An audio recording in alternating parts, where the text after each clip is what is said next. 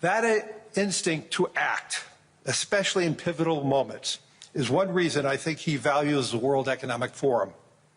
It is a unique institution that brings together the largest combination of government officials, business leaders, technology leaders, civil society and NGO leaders anywhere in the world for a genuine dialogue, and particularly importantly this year. It will no doubt create more and more conversation. And that's what the forum is about, a serious conversation in the spirit of dialogue. Discussions where the world is headed, where are we going? And these discussions would be incomplete without the President of the United States, the most important leader in the world. We appreciate him here, so let me introduce and welcome back to Davos the President of the United States, Donald J. Trump.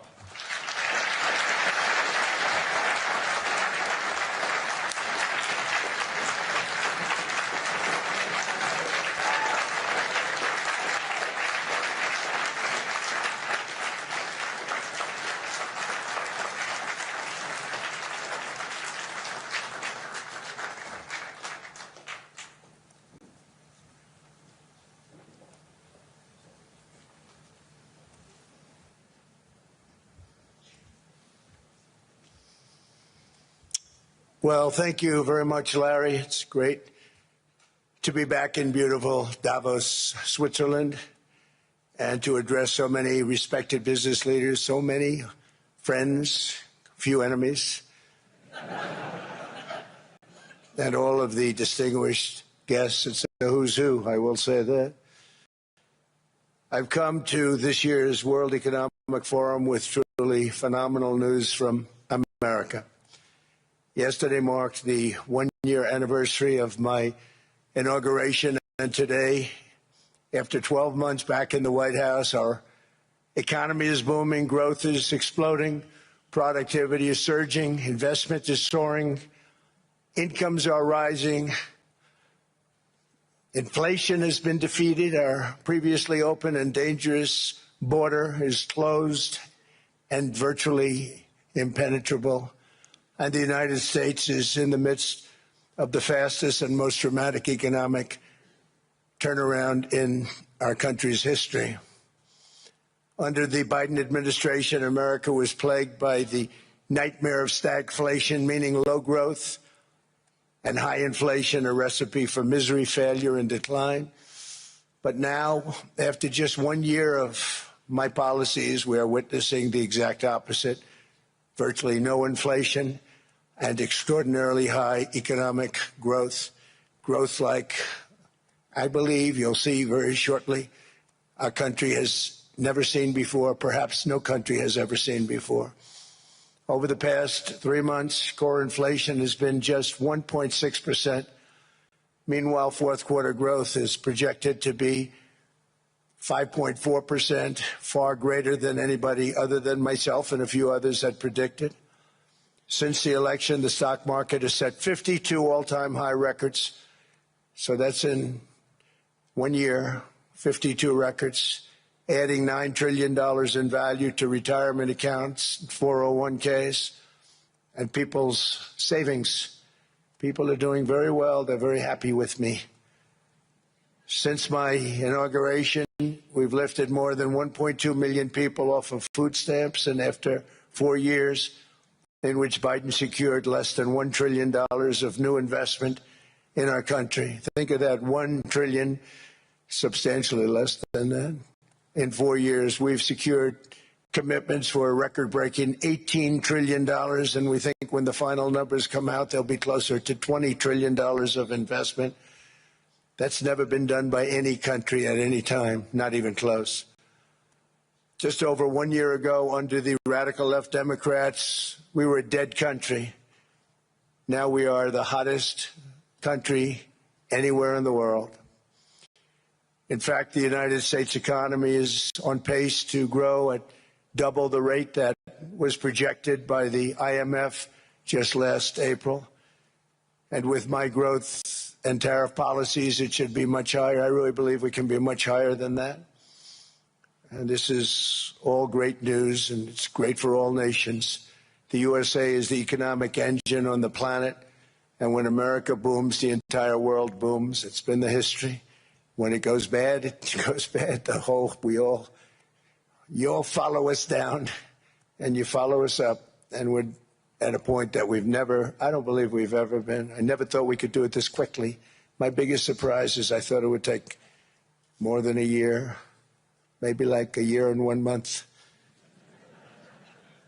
But it's happened very quickly. This afternoon, I want to discuss how we have achieved this economic miracle, how we intend to raise living standards for our citizens to levels never seen before, and perhaps how you too and the places where you come from can do much better by following what we're doing, because certain places in Europe are not even recognizable, frankly, anymore. They're not recognizable. And we can argue about it, but there's no argument. Friends come back from different places. I don't want to insult anybody and say I don't recognize it. And that's not in a positive way. That's in a very negative way. And I love Europe, and I want to see Europe go good.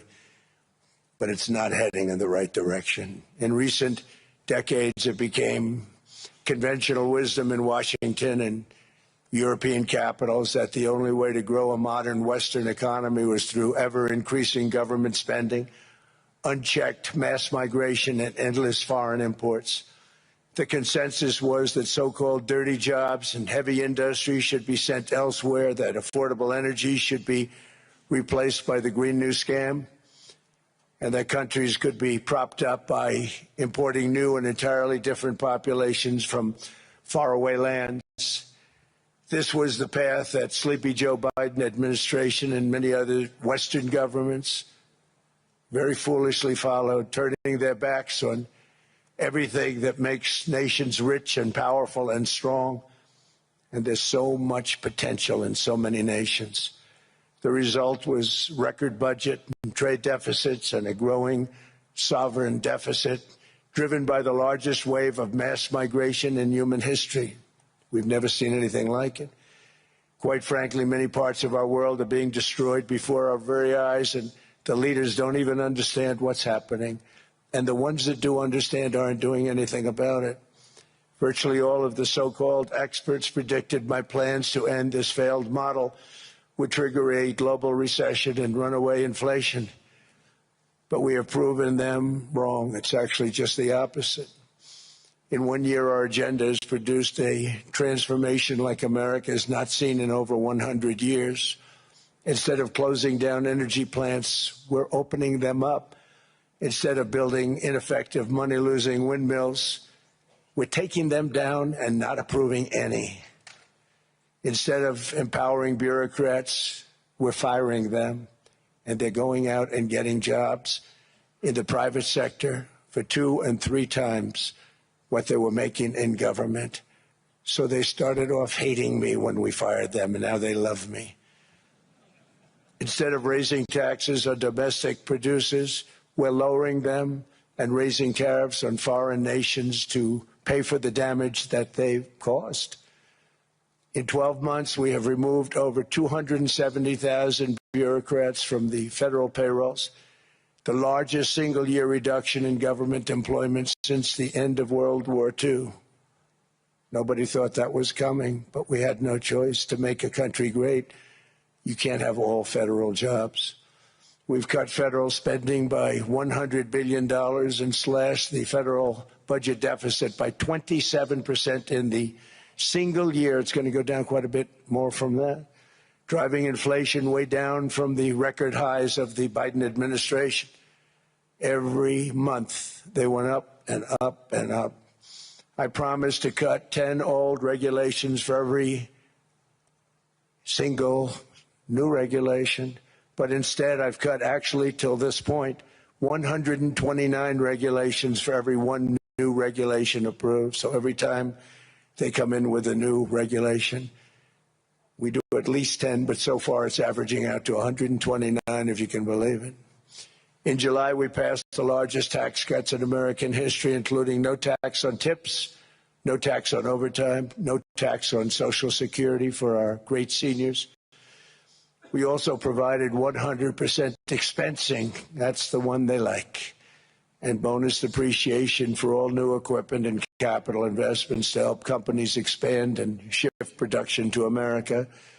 They are so in love with that.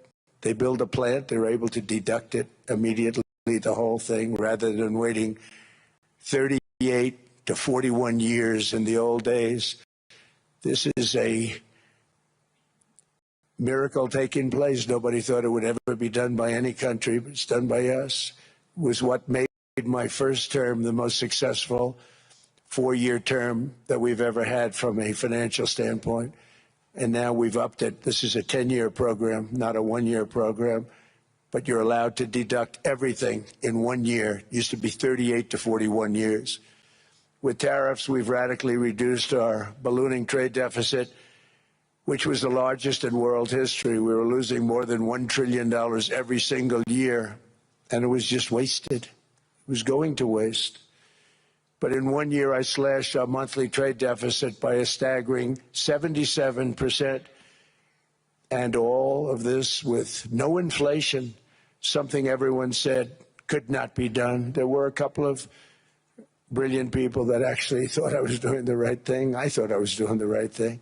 Now they all think I'm doing the right thing because they can't believe the numbers. American exports are now up by more than $150 billion. Domestic steel production is up by 300,000 tons a month, and it's doubling over the next 4 months. It's doubly become a staple. In America, I've stopped the nation-wrecking energy policies that drive up prices while sending jobs and factories to the world's worst polluters. They are indeed polluters. Under Sleepy Joe Biden, new domestic oil and gas leases fell by 95%. Think of that. And they wonder, why was gasoline going up so fast? The gasoline actually topped $5 a gallon, and some places $7 a gallon, and more than 100 major power plants were violently shut down by incompetent people that had no idea what the hell they were doing. Under my leadership, U.S. natural gas production is at an all-time high by far. U.S. oil production is up by 730,000 barrels a day, and last week we picked up 50 million barrels from Venezuela alone. Venezuela has been an amazing place for so many years, but then they went bad with their policies. 20 years ago, it was a great country, and now it's got problems, but we're helping them. And those 50 million barrels, we're going to be splitting up with them, and they'll be making more money than they've made in a long time. Venezuela is going to do fantastically well. We appreciate all of the cooperation we've been giving. We've been giving great cooperation. Once the attack ended, and they said, let's make a deal. More people should do that. But Venezuela is going to make more money in the next 6 months than they've made in the last 20 years. Every major oil company is coming in with us. It's amazing. It's a beautiful thing to see. The leadership of the country has been very good. They've been very, very smart. The price of gasoline is now below $2.50 a gallon in many states, $2.30 a gallon in most states. Then we'll soon be averaging less than $2 a gallon. In many places, it's already down even lower, $1.95 a gallon. Numerous states are at $1.99, numbers that nobody has heard for years. Actually, since my last administration, we got it down to around those numbers. I've signed an order directing and approval of many new nuclear reactors. We're going heavy into nuclear. I was not a big fan because I didn't like the risk, the danger, but they have the progress they've made with nuclear is unbelievable, and the safety progress they've made is incredible. We're very much into the world of nuclear energy, and we can have it now at good prices and very, very safe. And we're leading the world in AI by a lot. We're leading China by a lot. I think President Xi respects what we've done, in part because I've allowed these big companies building these massive buildings to build their own electric capacity. They're building their own power plants, which when added up is more than any country anywhere in the world is doing. I read recently an article in the Wall Street Journal that China's creating so much energy, and they are. I got to hand it to them. But we're creating as much or more, and we're letting them do that. I'm very proud of it. It was my idea. I said, you can't create this much energy. We needed more than double the energy currently in the country just to take care of the AI plants. And I said, we can't do that. We have an old grid system.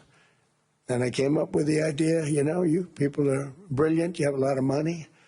Let's see what you can do. You can build your own electric generating plants. And they looked at me. They didn't believe me. All of the names that are, I think, in the room right now, if you want to know the truth, they didn't believe it. And I said, no, you can't. They came back 2 weeks and they didn't have the plant. They said, we thought you were kidding. I said, no, not only am I not kidding, you're going to have your approvals within 2 weeks. I always say nuclear will take 3 weeks. But most aren't going that. They're going oil and gas. They're even going coal in some cases. Because of my landslide election victory, the United States avoided the catastrophic energy collapse which befell every European nation that pursued the Green New Scam, perhaps the greatest hoax in history. The Green New Scam, windmills all over the place, destroy your land, destroy your land. Every time that goes around, you lose $1,000. You're supposed to make money with energy, not lose money. Here in Europe, we've seen the fate that the radical left tried to impose on America. They tried very hard. Germany now generates 22% less electricity than it did in 2017. And it's not the current chancellor's fault. He's solving the problem. He's going to do a great job. But what they did before he got there, I guess that's why he got there. And electricity prices are 64% higher. The United Kingdom produces just 1/3 of the total energy from all sources that it did in 1999. Think of that, 1/3. And they're sitting on top of the North Sea, one of the greatest reserves anywhere in the world, but they don't use it.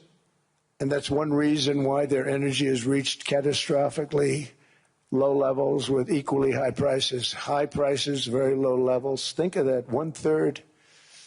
And you're sitting on top of the North Sea, and they like to say, well, you know, that's depleted. It's not depleted. It's got 500 years. They haven't even found the oil. The North Sea is incredible. They don't let anybody drill. Environmentally, they don't let them drill.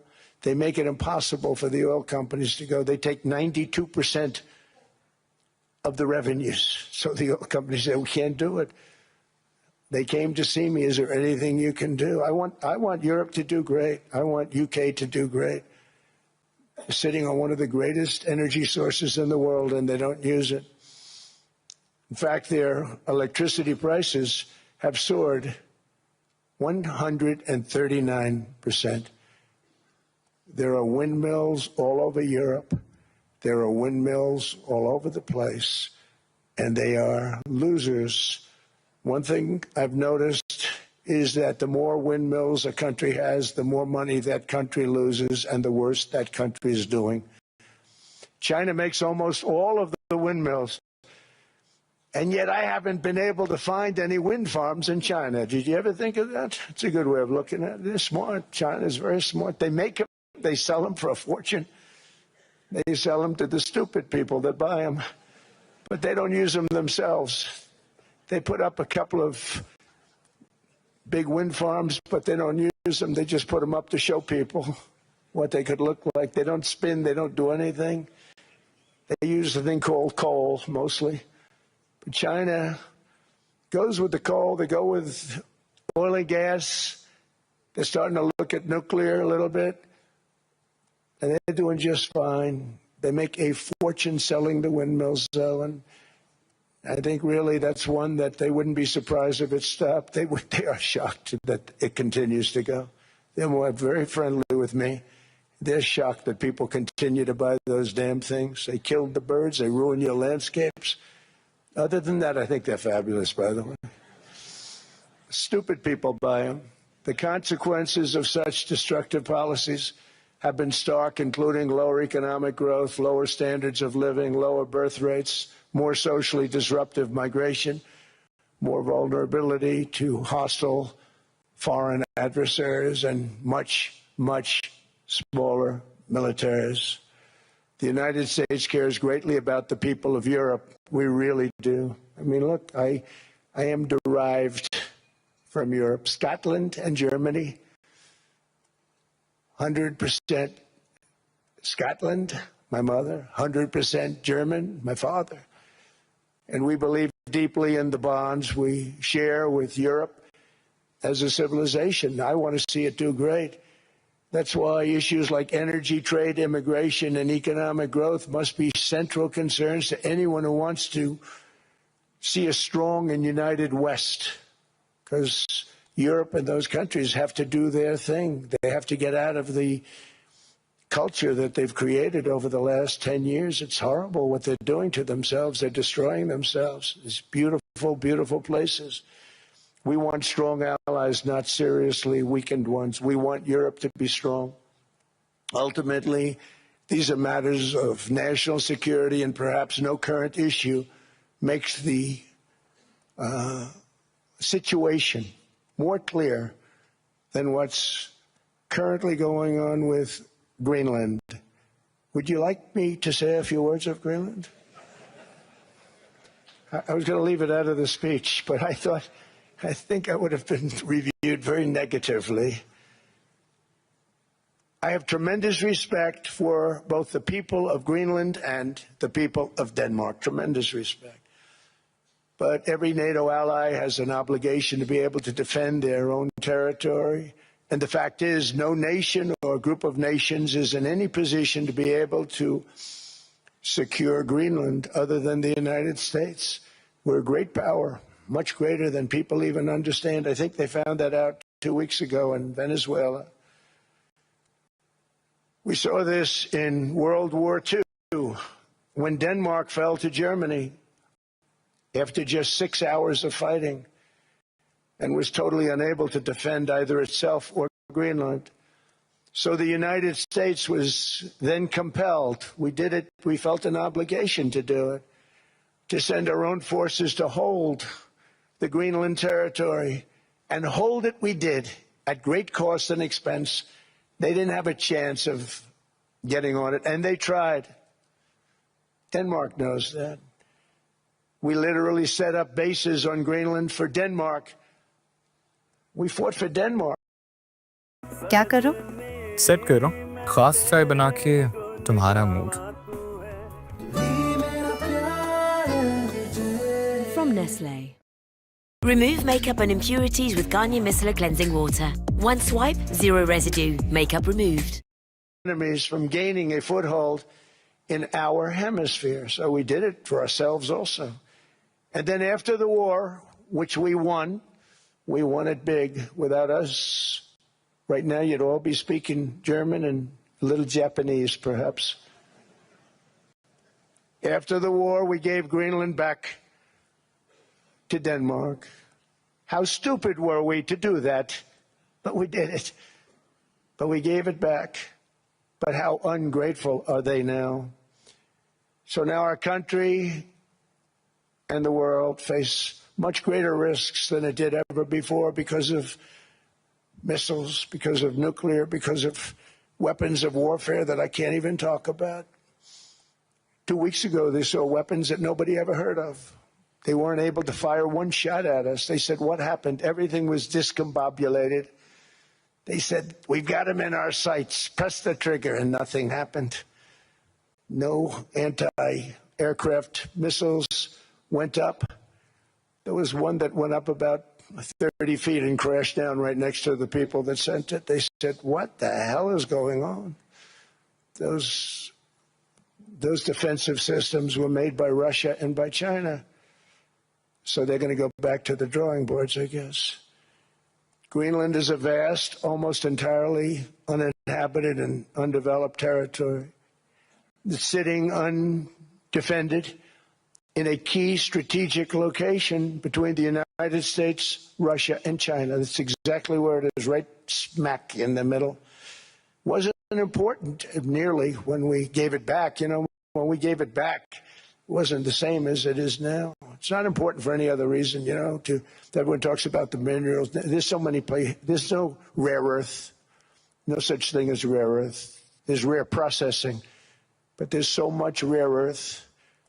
And to get to this rare earth, you got to go through hundreds of feet of ice. That's not the reason we need it. We need it for strategic national security and international security. This enormous unsecured island is actually part of North America, on the northern frontier of the Western Hemisphere. That's our territory. It is therefore a core national security interest of the United States of America. And in fact, it's been our policy for hundreds of years to prevent outside threats from entering our hemisphere, and we've done it very successfully. We've never been stronger than we are now. That's why American presidents have sought to purchase Greenland for nearly 2 centuries. You know, for 2 centuries they've been trying to do it. They should have kept it after World War II, but they had a different president. That's all right. People think differently. Much more necessary now than it was at that time, however. In 2019, Denmark said that they would spend over $200 million to strengthen Greenland's defenses. But as you know, they spent less than 1% of that amount. 1%. There's no sign of Denmark there. And I say that with great respect for Denmark, whose people I love, whose leaders are very good. It's the United States alone that can protect this giant mass of land, this giant piece of ice, develop it and improve it and make it so that it's good for Europe and safe for Europe and good for us. And that's the reason I'm seeking immediate negotiations to once again discuss the acquisition of Greenland by the United States, just as we have acquired many other territories throughout our history, as many of the European nations have. They've acquired. There's nothing wrong with it. Many of them, some went in reverse, actually, if you look. Some had great, vast wealth, great vast lands all over the world. They went in reverse. They're stuck back where they started. That happens too. But some grow. But this would not be a threat to NATO. This would greatly enhance the security of the entire alliance, the NATO alliance. The United States is treated very unfairly by NATO. I want to tell you that. And when you think about it, nobody can dispute it. We give so much and we get so little in return. And I've been a critic of NATO for many years. And yet I've done more to help NATO than any other president by far, than any other person. You wouldn't have NATO if I didn't get involved in my first term. The war with Ukraine is an example. We are thousands of miles away, separated by a giant ocean. It's a war that should have never started, and it wouldn't have started if the 2020 U.S. presidential election weren't rigged. It was a rigged election. Everybody now knows that. They found out. People will soon be prosecuted for what they did. It's probably breaking news, but it should be. It was a rigged election. You can't have rigged elections. You need strong borders, strong elections, and ideally a good press. I always say it.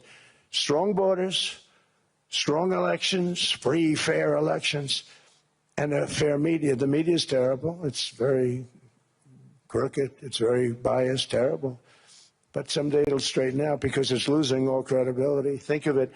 When I went in a landslide, a giant landslide, won all 7 swing states, won the popular vote, won everything, and I only get negative press. That means that it has no credibility. And if they're going to get credibility, they're going to have to be fair. So you need a fair press. But you also need those other elements. And I inherited a terrible, terrible situation. If you look, the border was open. The inflation was raging. Everything was bad with the United States when I came into office. But I also inherited a mess with Ukraine and Russia, something that would have never happened. And I know Putin very well. He and I would discuss Ukraine. It was the apple of his eye, but he wasn't going to do anything. I said, Vladimir, you're not doing it. He would never have done it.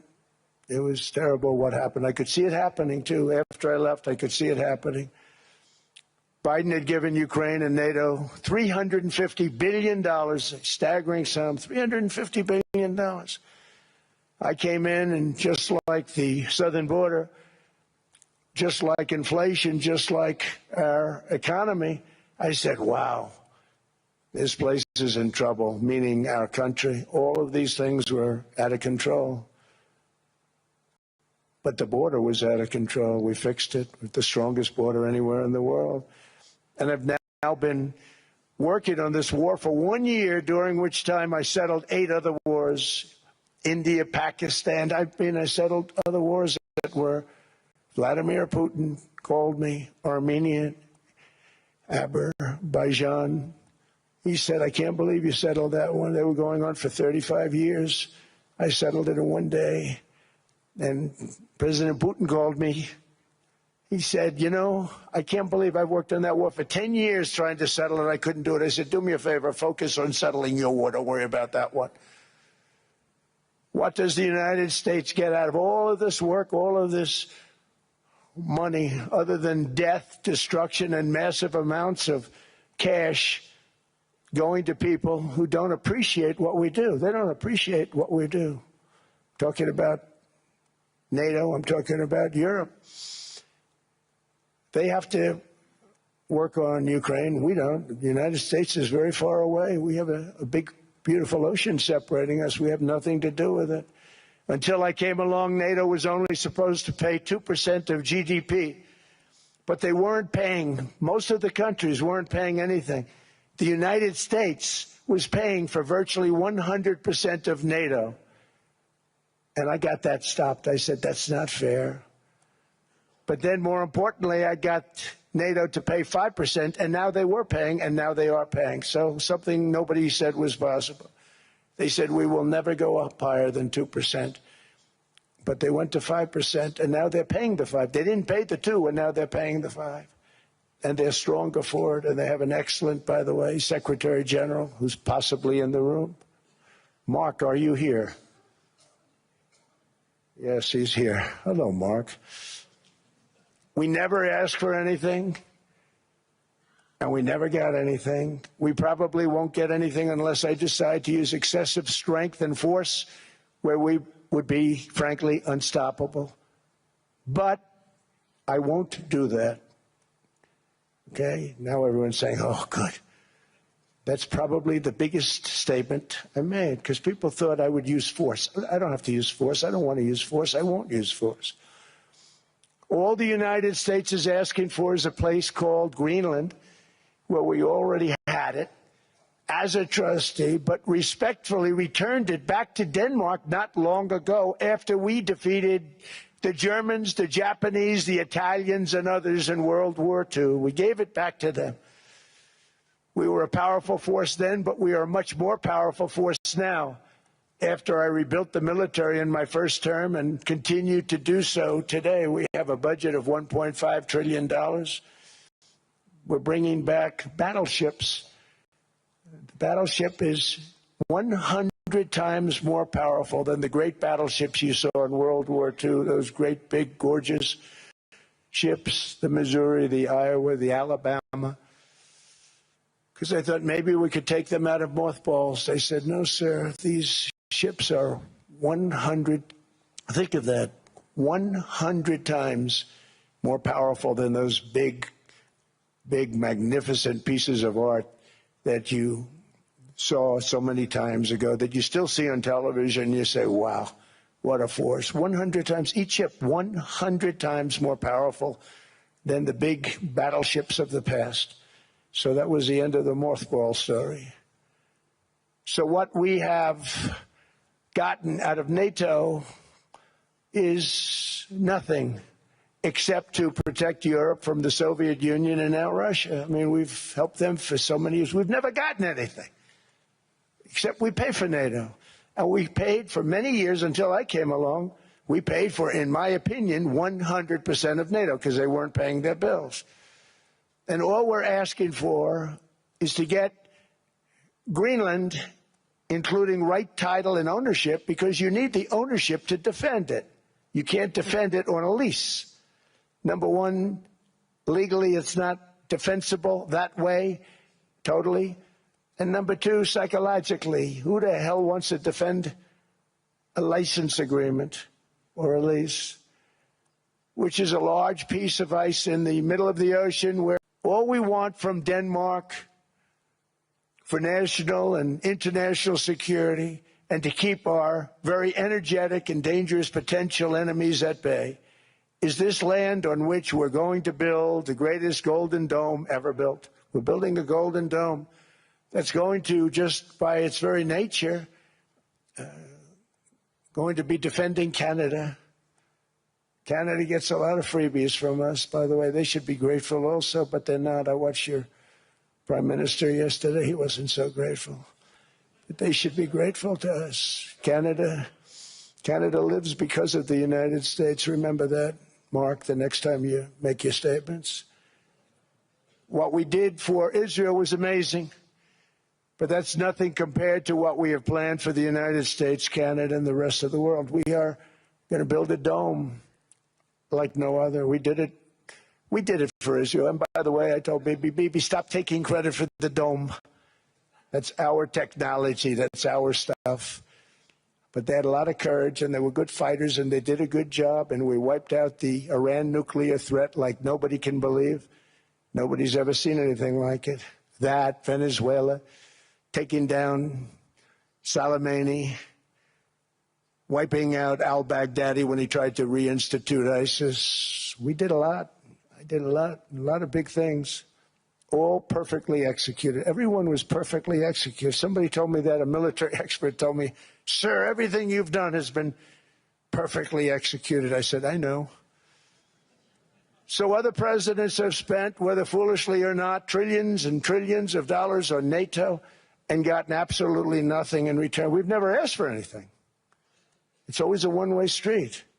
Now they want us to help them with Ukraine. And we say, we're going to. I'm really helping, not even them.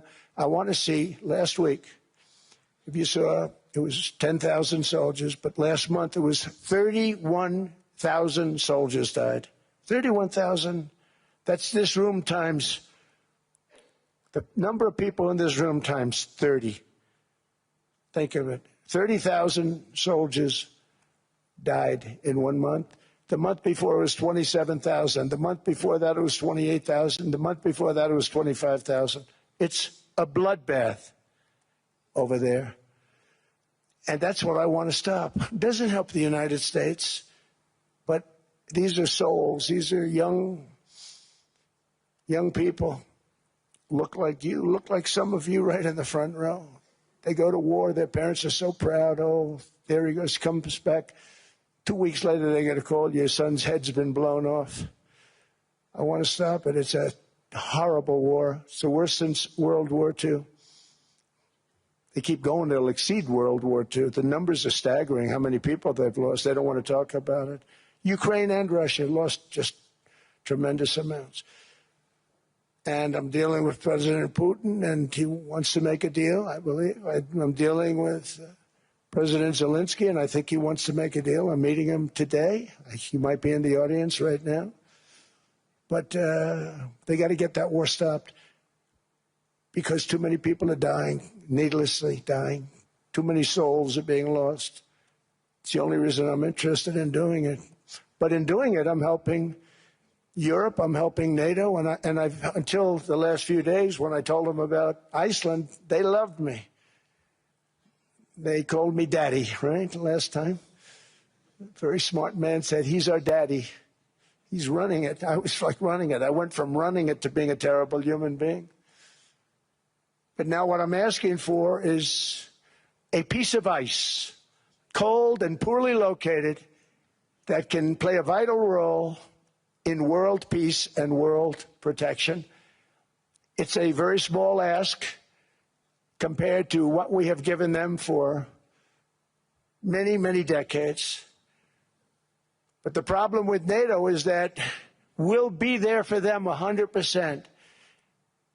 But I'm not sure that they'd be there for us. If we gave them the call, gentlemen, we are being attacked. We're under attack by such and such a nation. I know them all very well. I'm not sure that they'd be there. I know we'd be there for them. I don't know that they'd be there for us. So with all of the money we expend, with all of the blood, sweat, and tears, I don't know that they'd be there for us. They're not there for us on Iceland, that I can tell you. I mean, our stock market took the first dip yesterday because of Iceland. So Iceland's already cost us a lot of money. But that dip is peanuts compared to what it's gone up. And we have an unbelievable future in that stock. That stock market is going to be doubled. We're going to hit 50,000, and that stock market's going to double in a relatively short period of time because of everything that's happening.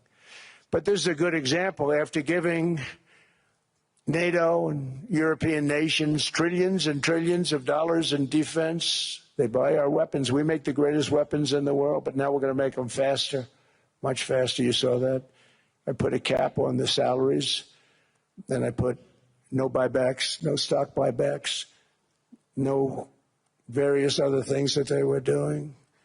I mean, they were making $50 million, but it would take them 3 years to give you a Patriot missile. I said, that's not good. My chauffeur can do a better job than that, and he makes slightly less than 50. They make big salaries. If they're going to make those big salaries, they're going to have to produce a lot faster. The good news is we have the greatest equipment in the world. Now we're going to start making it a lot faster. They're going to build additional plants. And all of the money that goes into stock buybacks is going to go into building plants. We're not allowing stock buybacks by defense companies any longer. They're going to build new plants to make Tomahawks, Patriots. We have the best equipment, F-35s. F-47, the new one just coming out. They say it's the most devastating plane, fighter jet ever. Who knows? They called it 47. If I don't like it, I'm going to take the 47 off it. I wonder why they called it 47. We'll have to think about that. But if I don't like it, I'm going to take that 47 off. But it's supposed to be the Stage 6. It's supposed to be the first Stage 6 plane, undetectable, like our B-2 bombers were undetectable. They flew right over Iran. They were undetectable. And they did their job, and they got the hell out of there. So we want a piece of ice for world protection, and they won't give it. We've never asked for anything else, and we could have kept that piece of land, and we didn't. So they have a choice. You can say yes, and we will be very appreciative, or you can say no, and we will remember. A strong and secure America means a strong NATO, and that's one reason why I'm working every day to ensure our military is very powerful, our borders are very strong, and above all, our economy is strong because national security requires economic security and economic prosperity, and we have the greatest that we've ever had. Biden and his allies destroyed our economy and gave us perhaps the worst inflation in American history. They say 48 years, I say forever, but I think 48 years is the equivalent to forever. Whether it's 48 years or ever, it's terrible, costing the typical family $33,000. What they did to this country should never, ever be forgotten. It's early. But he has to be rated as the worst president we've ever had by far. The auto pen did much of the damage. The auto pen, he was the auto pen president. Because I don't believe a sane president would have ever signed the kind of things that he signed. But now grocery prices, energy prices, airfares, mortgage rates, rent, and car payments are all coming down, and they're coming down fast. We inherited a mess. But we've done a hell of a job in 12 months. Under my most favored nation policy for drug prices, the cost of prescription drugs is coming down by up to 90%, depending on the way you calculate. You could also say 5, 6, 7, 800%. There are two ways of figuring that. But we have the favored nations policy that every president wanted, no president was able to get. I got it, and other nations approved it. And I had to use tariffs in order to get it because they said, no way. In other words, a pill that costs 10% in London costs $130. Think it costs $10 in London, costs $130 in New York or in Los Angeles.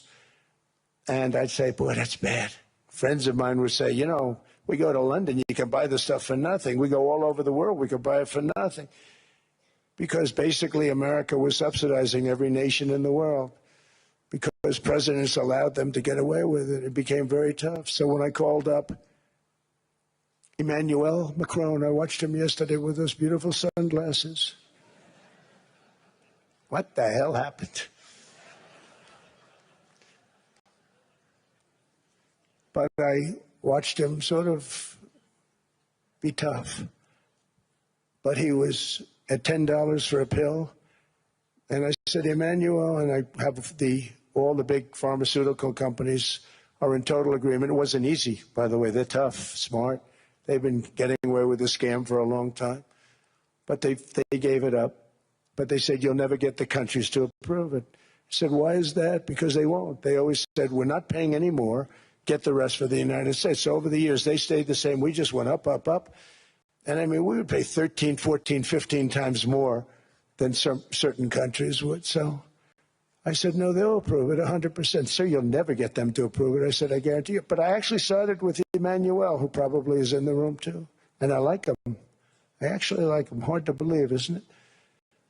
And I said, Emmanuel, you're going to have to lift the price of that pill to $20, maybe $30. Think of that. That means it's a doubling of prescription drugs. Might be a tripling, might be a quadrupling. It's not easy. No, no, no, Donald, I will not do that. I said, yes, you will, 100%. He said, no, no, no. You're asking me to double. I said, Emmanuel, you've been taking advantage of the United States for 30 years with prescription drugs. You really should do it, and you will do it. I have no doubt. In fact, I am 100% sure you're going to. No, no, no, I will not do it. Because, yes, in all fairness to him, he has to double or triple. Because the world being a bigger place. रोज नए orders और deliveries के बीच personal काम तो रह ही जाते थे, but then मैंने personal banking की सारी हेडेक मशरिक न्यू को दी थी। करंट अकाउंट में भी शरिया कंप्लाइंट प्रॉफिट के साथ। अब मेरा सारा फोकस काम पे और पर्सनल बैंकिंग के लिए मशरिक new. Download Mashriq Pakistan mobile app and open your new account now. Mashriq Neo, उम्मीद से बढ़कर।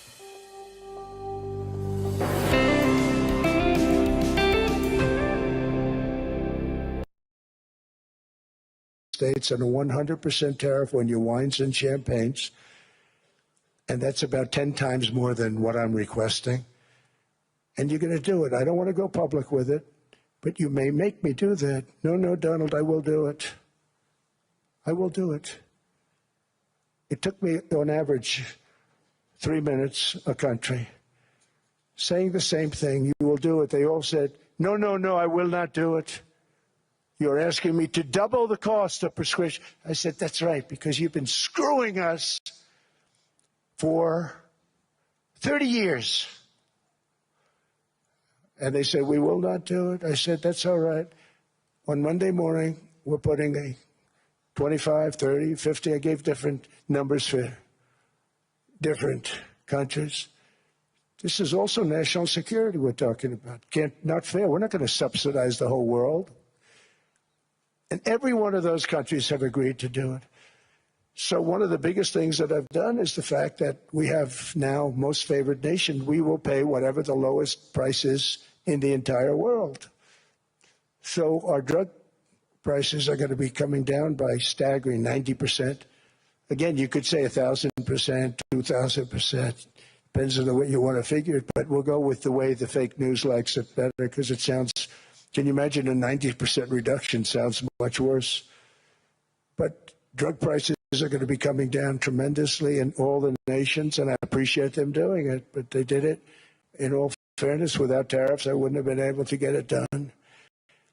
After declining $3,000 under Biden, real incomes are up in the United States by $2,000, $3,000, and even $5,000 and more.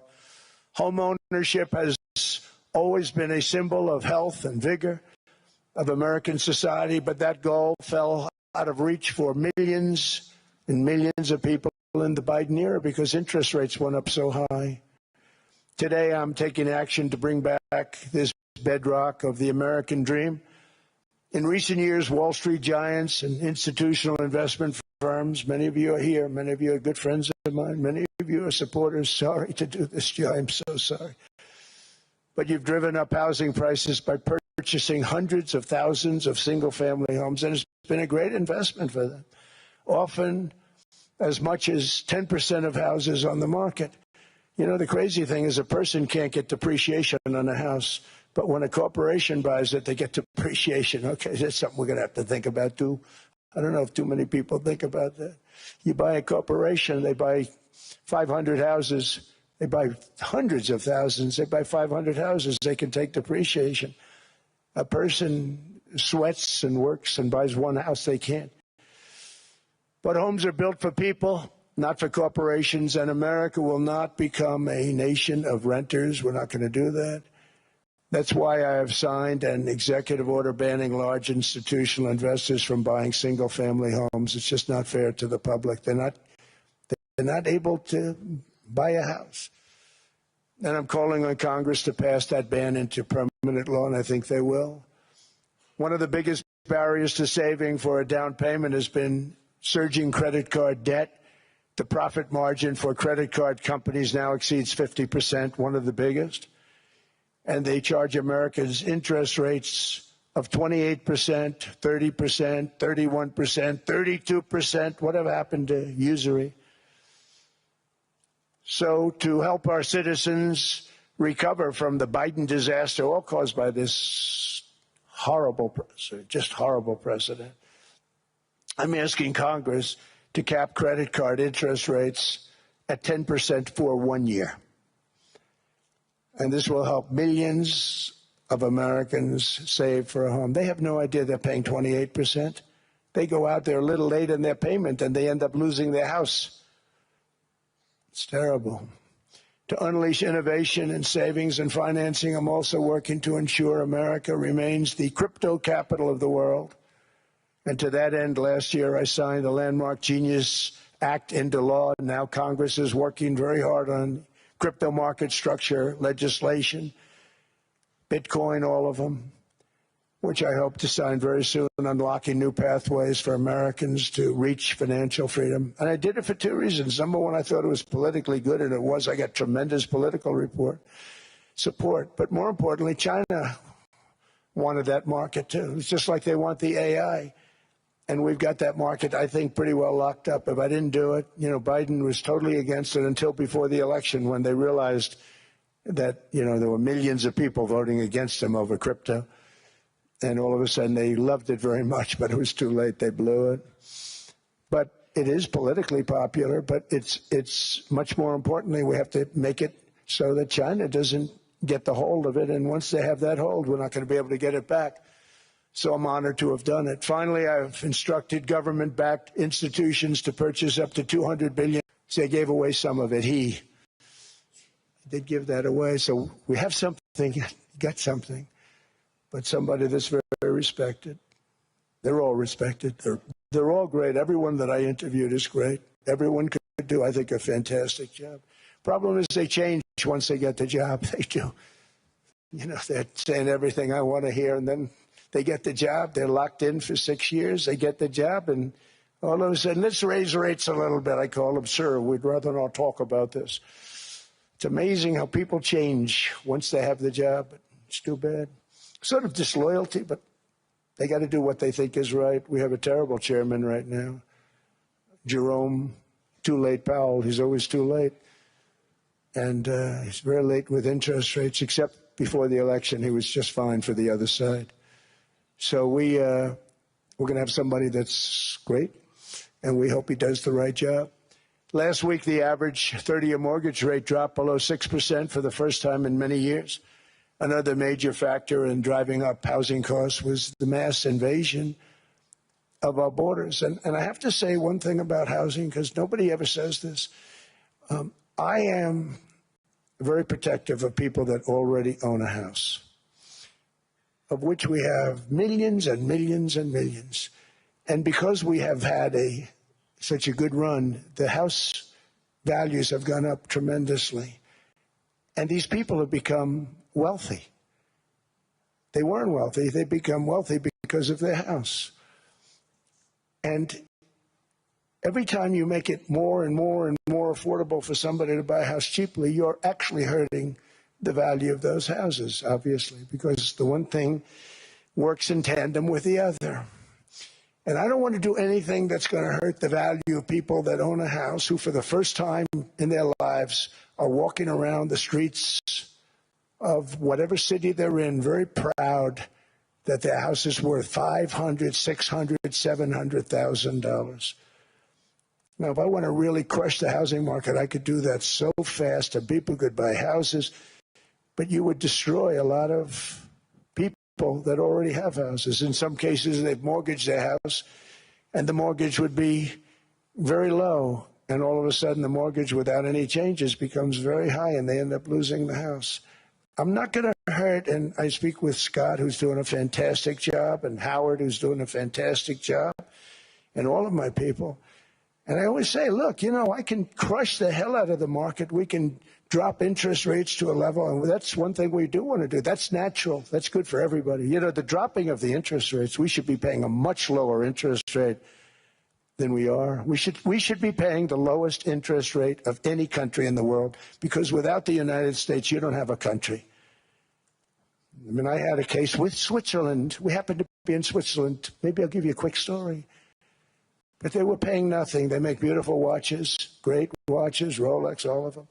They were paying nothing to the United States when they sent their product in. And we had a $41 billion deficit. $41 billion with this beautiful place. Flew over it, isn't it nice? So I said, let's put a 30% tariff on them so that we get back some of it, not all of it at all. We still have a deficit, big deficit. We had 41 million. That's a big deficit. And I said, let's put a tariff on. Different tariffs, different places. You're all party to them. In some cases, victims to them. But in the end, it's a fair thing. And most of you realize that. But we put a 30% tariff on Switzerland, and all hell broke loose. They were calling, like you wouldn't believe. And I know so many people from Switzerland, incredible place, incredible, brilliant place. But I didn't realize that they're only good because of us. And there's so many other examples. Us and probably other places, but a majority of the money they make is because of us, because we never charged them anything. So they come in, they sell their watches, no tariffs, no nothing. They walk away, they make $41 billion on just us. So I said, no, we can't do that. So I'm going to bring it up. I still would have a deficit pretty substantial, but I brought it up to 30%. And I guess Prime Minister, I don't think President, I think Prime Minister called a woman, and she was very repetitive. She said, no, you cannot do that, 30%. You cannot do that. We are a small, small country. I said, yeah, but you have a big, big deficit. You may be small, but you have a bigger deficit than big countries. He said, no, please, you cannot do it. Kept saying the same thing over and over. We are a small country. I said, but you're a big country in terms of... And she just rubbed me the wrong way, I'll be honest with you. And I said, all right, thank you, ma'am. Appreciate it. Do not do this. Thank you very much, ma'am. And I made it 39%. And then all hell really broke out. And I was paid visits by everybody. Rolex came to see me. They all came to see me. But I realized, and I reduced it, because I don't want to hurt people. I don't want to hurt them. And we brought it down to a, lower level, they're looking down. They don't want to see me, and they don't want to stare me in the eyes. But they're taking advantage of, everybody took advantage of the United States. But I've been very fair, and I gave them a tariff, and it was fine. But I realized that without us, it's not Switzerland anymore. Without us, it's not any of the countries that are represented here. And we want to work with the countries. We want to work with them. We're not looking to destroy them. I could have said 39, 40%. I could have said I want a 70% tariff, then we make money with Switzerland. But Switzerland would have been probably destroyed, financially destroyed. I don't want to do that. But we should be paying the lowest interest rate of everybody. I hope Scott's listening to this, because we should be paying the lowest interest rate of everybody. Without us, most of the countries don't even work. And then you have the protection factor. Without our military, which is the greatest in the world by far, without our military, you have threats that you wouldn't believe. You wouldn't believe. You don't have threats because of us, and that's because of NATO. One other thing, and I have to say it so importantly, in the old days, and I used to say I'm the youngest in the room. Now I'm among the older. I hate to say it. I don't feel old, but I'm among the older. But I remember not long ago, 20, 25 years ago, when good news came out about, let's say, the United States. The United States had a great quarter. The United States had a great month. All the stocks went up. And that's the way it's supposed to be. Now when they say the United States had a record quarter, it's unbelievable how well it's doing. All the stocks crash because they say, oh no, inflation, they're going to raise interest rates. And they do. Some of these stupid people like Powell, they raise interest rates. And what they do is they stop you from being successful. It used to be when we had a great quarter, a great month, great earnings, great anything, any good news, the stock market went up. That's the way it's going to be. We got to do that again, because that's the way it should be. Now when we have a great month, they want to kill it. Like we did over 5%. People were surprised. We should do 20%. We could do 25%. When we announce good numbers, and the reason is they're so petrified of inflation. And growth doesn't mean inflation. We've had tremendous growth with very low inflation. In fact, growth can fight inflation, proper growth. So we want to get back to the days when we announce great numbers, because we're going to be announcing phenomenal. You know, all these factories that are being built at record, thousands of businesses are being built right now. Remember, $18 trillion is invested. I think the second number is 3, and that was China many years ago. Investments in the country from outside. 18 trillion, nobody's ever seen. And that's money coming in and building things, factories. Thousands of businesses are being built, thousands. Hundreds of big factories, car plants are moving back to the United States. They're coming in from Canada, they're coming in from Mexico, from Japan. Japan's coming in and building plants here in order to avoid tariffs. They're coming in from China, they're coming in from all over the world. We have more plants being built now, car plants, than we've ever had built, even in the heyday from the 1940s and 50s. And they're bigger. They don't use renovations anymore where they take an old plant, they rip it down, they build a brand new plant, super modern plant. But it's happening at levels that nobody's ever seen. In 2024, the U.S. built less than 2 million new homes, but Biden admitted more than 8 million new migrants. And those days are over. In 2025, for the first time in 50 years, the United States had reverse migration. Boy, that was nice. And these were criminals that were being taken out of our country because they allowed people to come into our country from jails, from gangs, drug dealers, murderers. 11,888 murderers. We've gotten most of them out. And then ICE gets beat up by stupid people from leadership in Minnesota. We actually are helping Minnesota so much, but they don't appreciate it. Most places do. You know, Washington, D.C. is the safest place now in the United States. It was a very dangerous place to walk. And now you can walk with your wife, your kids, right through the middle of the city. Right now, Washington, D.C. is as safe as it gets. It was one of the most unsafe, I had to admit. We sent in the military, the National Guard. Within 2 months, it was great. Within 3 months, it's like a really great place. पीला सूरज की किरणों की तरह गलियों में छन छन के गिरता और कमरे में हल्दी की खुशबू जैसा, सरसों, गेंदे और हाथ पे खुशियों से लगी मेहंदी जैसा, ढलती शामों में जलते दिए जैसा। ये वो पीला है जो लाहौर को जिंदगी का रंग देता है।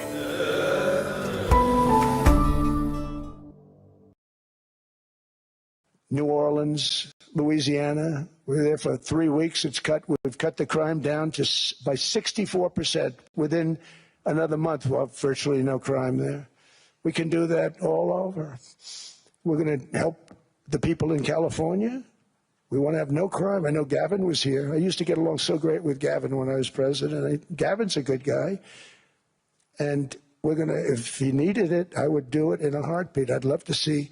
We did help them a lot in Los Angeles, a lot with the early in my term when they had some problems. But we would love to do it. I will say this, if I were a Democrat governor or whatever, I would call up Trump. I'd say, come on in, make us look good. Because we're cutting crime down to nothing.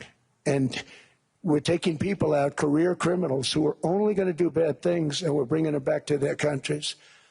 But where we've done it has been amazing. And we have a capacity to do it at much greater levels.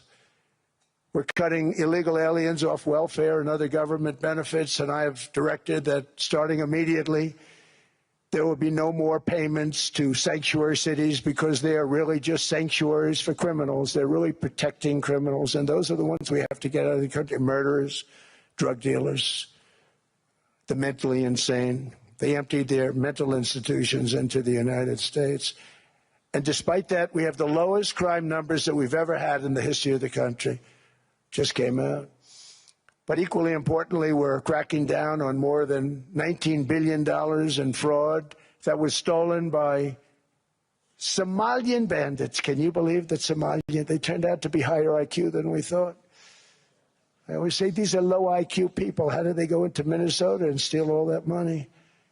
And we have, they're pirates, they're good pirates, right? But we shoot them out of the water just like we shoot the drug boats out. They're not pirating too many boats lately, do you notice? When they go out into those boats, they want to take over $1.5 billion tanker loaded up with oil. And they say, we're going to blow up your boat. They have powerful weapons. You hit the side of the boat, you blow the whole thing up. The insurance companies are petrified. So they say, just give them the boat. We'll give them money instead. And I don't do that. We blow them right the hell out of the water. We see them going out, we blow them out of the water. We don't have any pirates so much anymore. If we do, they won't be there long. We've cut down with the hitting of the boats that are loaded up with drugs, including submarines. Can you believe they actually buy small, they call mini subs, very fast. They're meant for drugs. We've knocked out 2 of them. The Democrats say they were fishing. You have ruined somebody's fishing weekend, I would say. A submarine is not a fishing boat. You don't fish. But we've knocked down drugs by water, the oceans, the sea, by 97.2%. Think of that. And I actually say, who the hell are the 3%? Because I would not want to be piloting one of those boats. We knocked them down, and now we're going to start on land. We're going to knock it all out. The land is the easy part. What we did on sea is incredible, and that's our great military. The situation in Minnesota reminds us that the West cannot mass import foreign cultures which have failed to ever build a successful society of their own. I mean, we're taking people from Somalia, and Somalia is a failed, it's not a nation. Got no government, got no police, got no military, got no nothing. And then we have this fake congressperson who they just reported is worth $30 million. You believe this? Ilhan Omar, talking about the Constitution that provides me. She comes from a country that's not a country, and she's telling us how to run America. Not going to get away with it much longer, let me tell you. The explosion of prosperity and conclusion and progress that built the West did not come from our tax codes. It ultimately came from our very special culture. This is the precious inheritance that America and Europe have in common. We share it. We share it, but we have to keep it strong. We have to become stronger, more successful, and more prosperous than ever. We have to defend that culture and rediscover the spirit that lifted the West from the depths of the Dark Ages to the pinnacle of human achievement. We live in an incredible, changing period. It's an unbelievable time, but we have to take advantage of the time that we're in. In our hands are technologies that our ancestors could scarcely have. I mean, they couldn't have even dreamt some of the things that we see today. And so rapidly they're produced. I mean, AI, 2 years ago, nobody ever heard of the term, and now everybody's talking about it. And it can have some very good purpose. It could also have some dangerous purpose. And for that, we have to watch out. But some tremendous things are happening because of it. And we're leading by so much. We're doing so well. But opportunities that are bigger and grander than ever before in human history are right before us. It is the pioneers in this room. Many of you in this room are true pioneers. You're two truly brilliant people. Just your ability to get a ticket is brilliant because you have about 50 people for every seat. I don't know what. That's Larry. Everything Larry touches turns to gold. He made this very successful. But you're in this room, and some of you are the greatest leaders anywhere in the world. You're the greatest brains anywhere in the world. And the future is unlimited, and to a large part because of you. And we have to protect you, and we have to cherish you. I always say we have to cherish our brilliant people because there aren't many of them. So together with confidence, boldness, and persistence, let us lift up our people, grow our economies, defend our shared destiny, and build a future for our citizens that is more ambitious, more exciting, more inspiring, and greater than the world has ever seen. We're in a position to do things that nobody else has ever even thought of before. And many of the people in this room are the ones that are doing it, and I want to congratulate you, and I'm with you all the way. You can do things that nobody else can even think about. So I congratulate you on your tremendous success. And the United States is back, bigger, stronger, better than ever before. And I'll see you around. Thank you all very much. Thank you very much.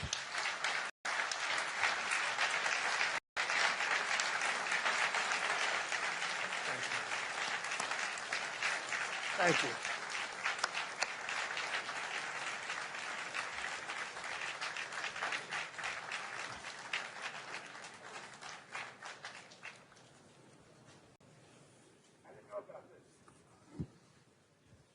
This was supposed to be a nice fire chat, Mr. President. Yes, good. I got set up now. I did know. You made the job for the moderator really easy. Thank you, Mr. President, for your speech. I do have a few follow-up questions, if it's okay. Sure. I don't think I should start with Greenland, maybe. I'll start with the economy. The U.S. economy is doing really, really well. But how to sustain this growth moving forward? Because there's always a recession looming around the corner. Well, you know, the one thing about economies and recessions is sometimes you get hit unexpectedly and there's nothing you can do about it. We're all brilliant people, but there's nothing. One example was COVID. We had an economy going at levels like nobody had ever seen my first 2.5, 3 years. And then I heard the word pandemic, not COVID. They came up with that name over a period of time. We won't get into that. But I heard the word pandemic. And I had a poll come out that was so strong just prior to that. And I was with the two best pollsters, McLaughlin, Fabrizio. And they said, sir, George Washington and Abraham Lincoln, if they came back and ran as president and vice president, they couldn't beat you. And then what happened is the following day, I was told to stay tuned because there's something really bad happening in China. There are bodies laying all over Wuhan, right around that certain building that we talk about. I always said it came from Wuhan. It did come from Wuhan. And they were body bags. We saw it by satellite. And they said, there are strange things happening in China. And so it began. And we ended up with the COVID, and the whole world suffered. We did a phenomenal job. I don't think we got the credit we deserved. We did something that Operation Warp Speed, which some people say was one of the greatest military feats ever. We did a great job. Used our military, used a lot of people. But sometimes you get hit with things, nothing you can do. You get hit with things like that unexpectedly. And we got through it. And when I left, the stock market was higher than it was previous to the COVID coming up. And I called it a great achievement. But things happen. Bad things happen. The things that we can stop are wars if we're smart. That we can stop. Those are a matter of being intelligent and having intelligent people on the other side. Because wars are the worst of all. Wars are worse than anything. But we can stop wars because that's sort of up to us. But things like dust flying in the air, wherever COVID comes from or whatever comes, sometimes you have to be a little bit lucky. But we are poised to have an economy like no other, not only in this country, but anywhere. And you know, when you hear the kind of numbers that I can tell you that Scott Bessent was with me the other day, and he's looking at numbers. He said, I can't. And that's all he's done his whole life, pretty much your whole life. Scott, you weren't going to be a football player, I don't think. Scott was not that great at football, but he was always good at numbers, right? And he was looking at numbers. He said, I've never seen anything like this. We're poised to do things that no other country's ever done. And, you know, luck, I hate to say it, but we need a little luck. We don't want to get hit by something that nobody could have thought. Whoever thought we were going to hit by a pandemic? You know, when I heard the word pandemic, I said, oh, that's an ancient problem. World War I, they lost 100 million people. It actually ended World War I. A lot of people don't know. The Spanish flu in World War I ended the war because all the soldiers were sick. The soldiers were so sick on both sides, and that war was raging, and they were all dying from the Spanish flu. They were sick as dogs. They couldn't fight.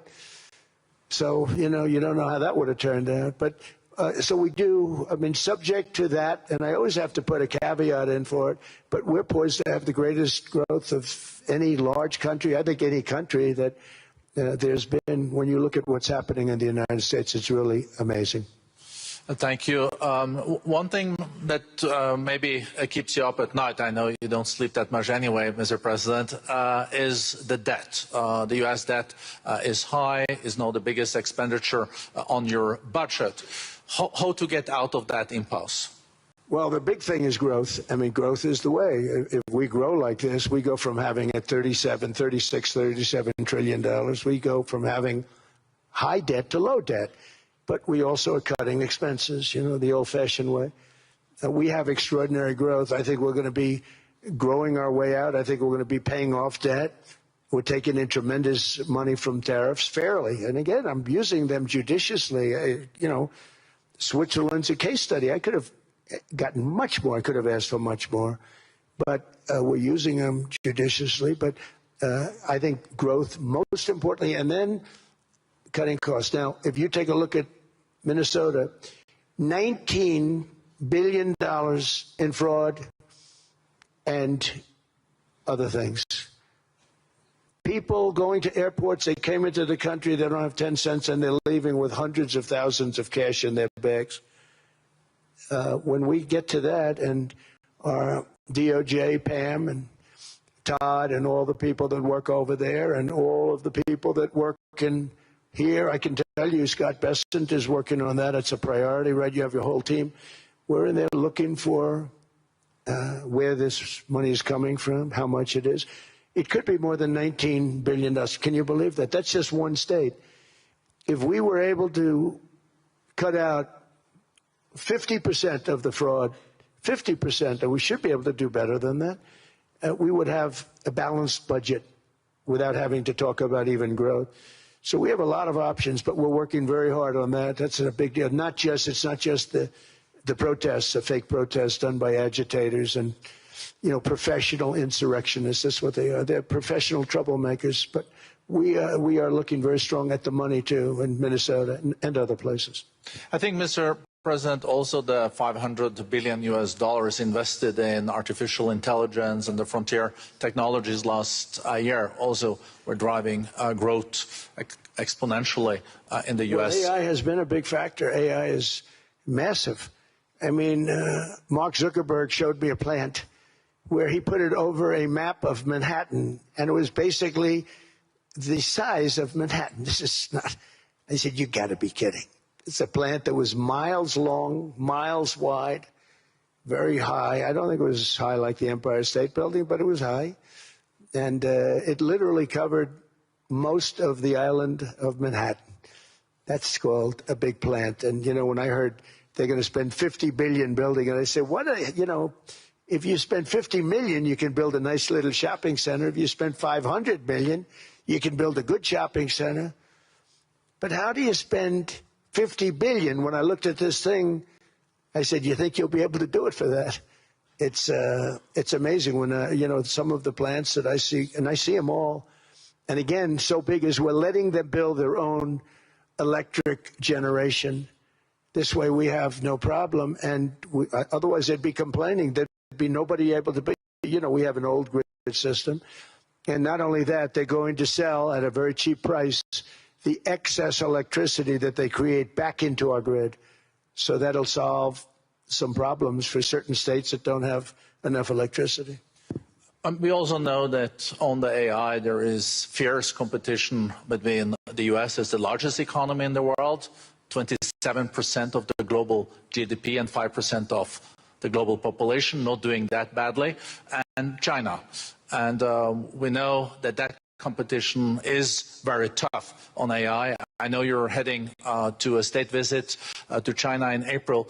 How do you see the U.S.-China relationship moving forward? Are you able to combine this tough competition with also collaboration? So I've always had a very good relationship with President Xi and with President Putin. Talk about, the larger powers. But I've always had a very good relationship with President Xi of China. He's an incredible man. What he's done is amazing. He's highly respected by everybody. And I do now. I mean, now I have good. It was very severely interrupted by COVID. I used to call it the China virus, but he said, do you think you could use a different name? And I decided to do that because why should we have a problem over that? But I would do that, and they were. You're a true diplomat, huh? I became a diplomat for the first time. Well, who taught me that? Marco Rubio. He said, let me teach you about diplomacy.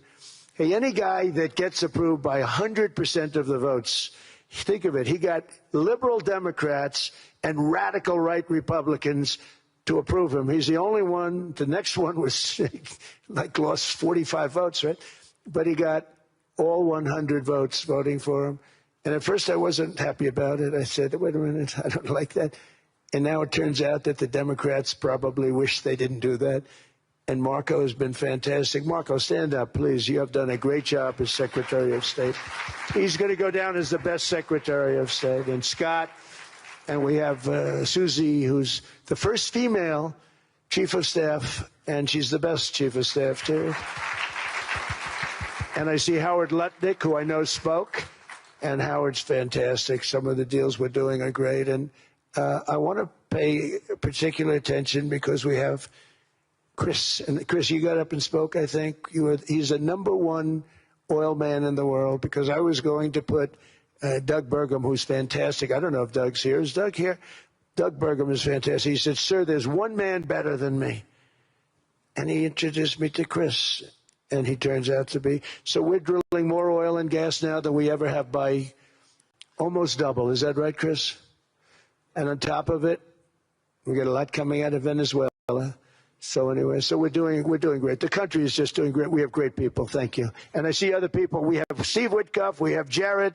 I got so many people. I'm in trouble because when I go back, they're going to be people with long faces. Sir, you didn't introduce me. I got so many people.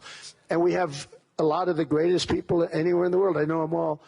So I won't continue because we'd be here all day. Thank you, Mr. President. We also know that you're a deal maker, and then maybe coming back to Greenland and Ukraine. What kind of deal in the end do you see between the U.S. And Denmark? Because, you know, I guess you see it now as a negotiation going on, or?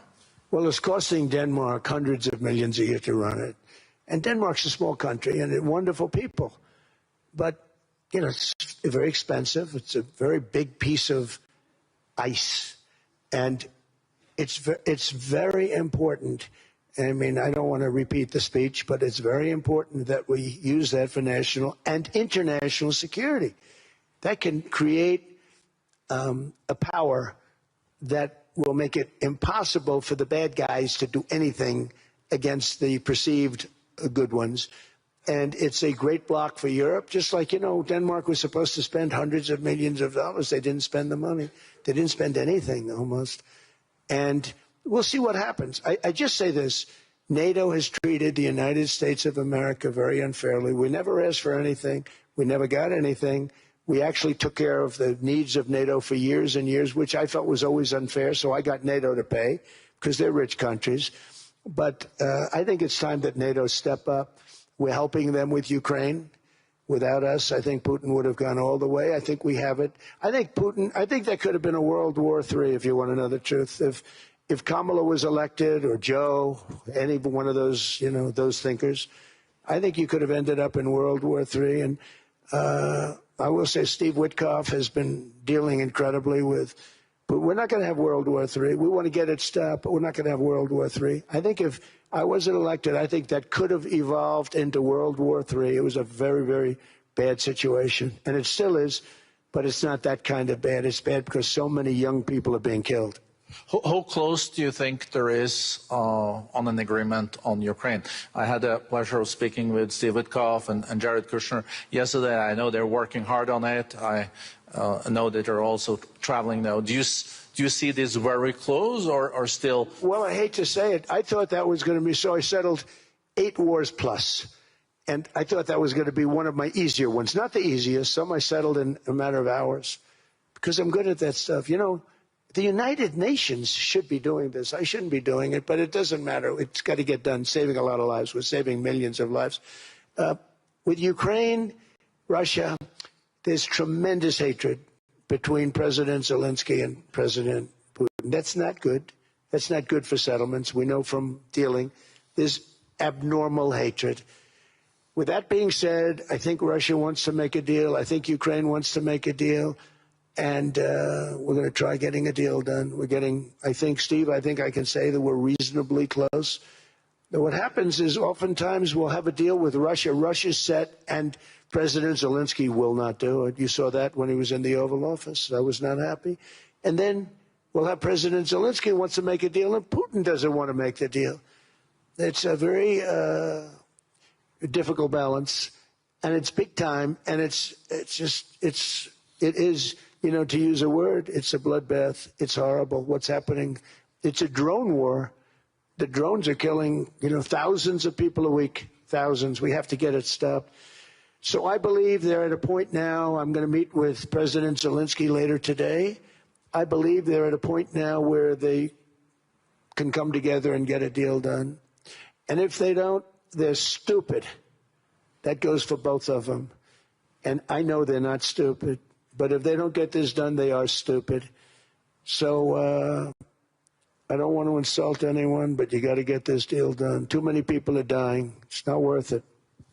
President Sisi is sitting on the first row here. He spoke earlier today and also complimented you on the Gaza deal. I think there will be a signing tomorrow. Of course, there are different views on this, but how important do you think this signing is on the Board of Peace? And do you think this is going to sustain? Do you think we now will see Gaza reconstructed and the billions of US dollars invested? I do. I mean, I think we have peace in the Middle East. There are some little situations like Hamas, and Hamas has agreed to give up their weapons. Now, you know, they were born with a weapon in their hand. So it's not easy to do. When they were born with a rifle in their hand. It's not an easy thing for them, but that's what they agreed to. They've got to do it. And we're going to know, Jared, over the next 2 or 3 days, certainly over the next 3 weeks, whether or not they're going to do it. If they don't do it, they'll be blown away very quickly. They'll be blown away. You know, we have 59 countries that are part of that whole peace deal. And some of those countries aren't even they're near the Middle East, but they're not in the Middle East traditionally. And they want to come in and take out Hamas. They want to come in. They want to do whatever they can. There's a problem with Hezbollah in Lebanon, and we'll see what happens there. But that's a problem. But there are these little flames. But there's peace in the Middle East. Now, had we not gone in and knocked out with those big, beautiful, we just ordered 25 brand new ones, the latest and the greatest, the B-2 bomber. Think of them. They went in there at 2 o'clock in the morning with no moon, no light, no nothing, and every single one of those massive bombs hit its target, 100,000-pound bombs hit its target, every one of them. And then on top of it, from a submarine 300 miles away, we hit the sites with Tomahawks, which is an unbelievable weapon. So, you know, we did our job. If we didn't do that, you would have never had peace in the Middle East. And the countries like Saudi Arabia, UAE, and Qatar could never have, and others could never have signed anything because you would have had this dark cloud, and the dark cloud was Iran with nuclear. Iran would, if we didn't take them out, they would have had a nuclear weapon within 2 months. They were very close to having the nuclear weapon, and we hit them hard. And it was a total obliteration. If they may try again, but they're going to have to try from a different area because that area was obliterated. Incredible thing we did. And because we did that, we were able to make peace. If we didn't do that, I would say, Jared and Steve, if we didn't do that, there was no chance of making peace because the countries I just named and other countries could have never signed off. They were afraid. They were afraid.